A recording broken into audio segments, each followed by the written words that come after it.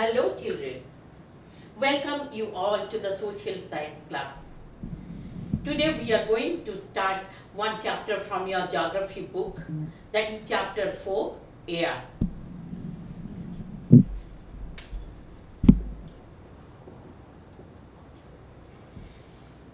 We all know that the earth has four components: lithosphere, hydrosphere, atmosphere, and the meeting place of these three spheres is known as biosphere, where life is possible. Human being, animal life, plant kingdom all live there. Today we are going to study about this atmosphere. The blanket of air which surrounds the earth is known as atmosphere. All living beings on this earth depend on the atmosphere for their survival. Without this atmosphere, life cannot be possible on the surface of the earth. It provides us the air we breathe and protects us from the harmful effects of the sun's rays. Without this blanket of protection, we would be baked alive by the heat of the sun during the day and get frozen during night.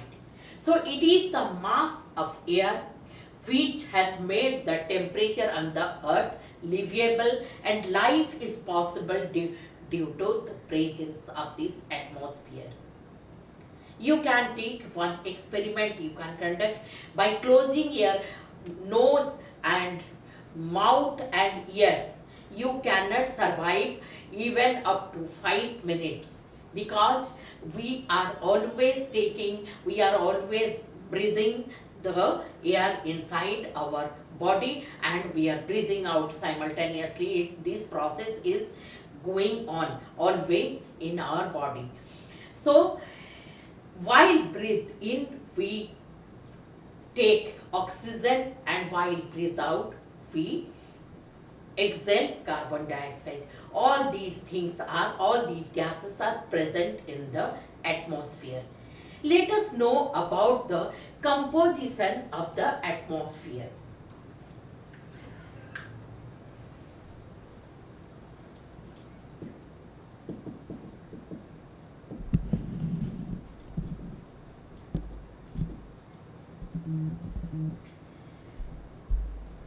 In this atmosphere, we know that it is the air is the mixture of many gases. Nitrogen, oxygen are two gases which make up the bulk of the atmosphere. Carbon dioxide, helium, ozone, argon and hydrogen are found in lesser quantities. All these gases are present in the atmosphere. Apart from these gases, we can find the dust particles also there in the atmosphere, water vapor also present in the atmosphere. And you see from the pie chart, the percentage of different gases are given there. Nitrogen, that is 78% nitrogen present in the atmosphere, 21% oxygen, then 1% other gases. As I said, that other gases constitute carbon dioxide, helium, argon, ozone, etc. Now let us look at about the nitrogen. It is the most plentiful gas in the air. When we we inhale, we take some amount of nitrogen into our lungs and exhale it. But plants need nitrogen for their survival. They cannot take nitrogen directly from the air.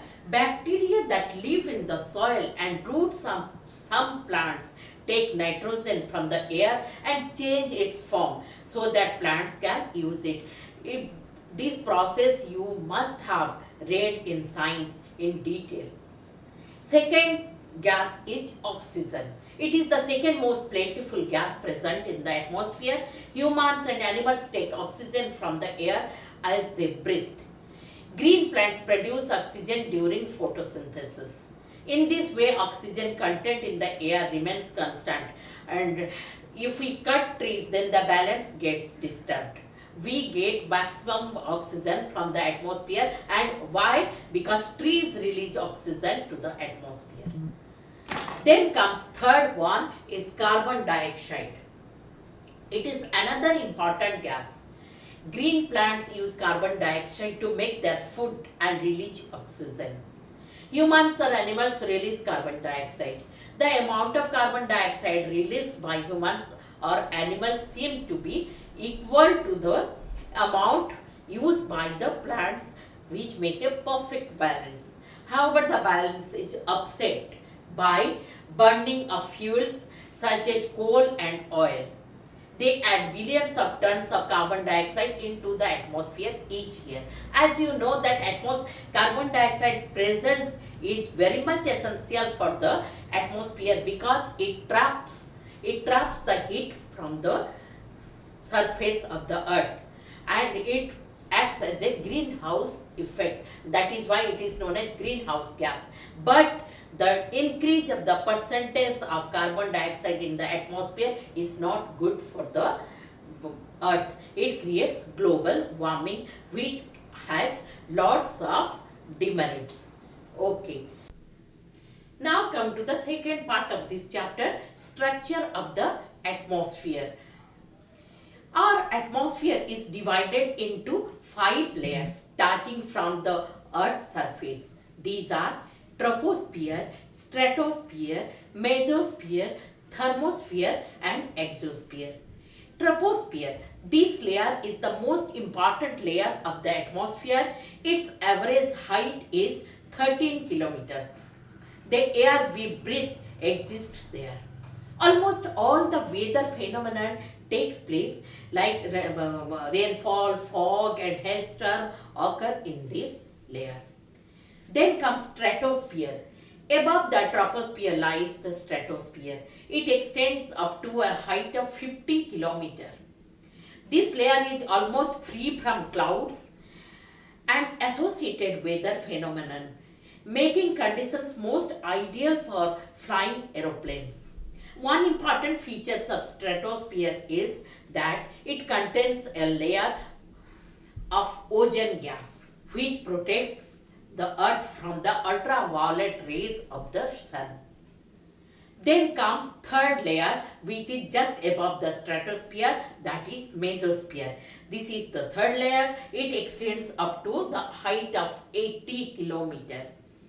Meteorites burn up in this layer on entering from the space. Then comes thermosphere. Fourth layer is thermosphere. In thermosphere, temperature rises very rapidly with increasing height. Ionosphere is part of this layer. It extends between 80 to 400 km. This layer helps in radio transmission. In fact, radio waves transmitted from the earth are reflected back to the earth by this layer. Then last one is exosphere. The uppermost layer, most layer of the atmosphere is known as exosphere. This layer has very thin air. Light gases like helium and hydrogen float into the space from there.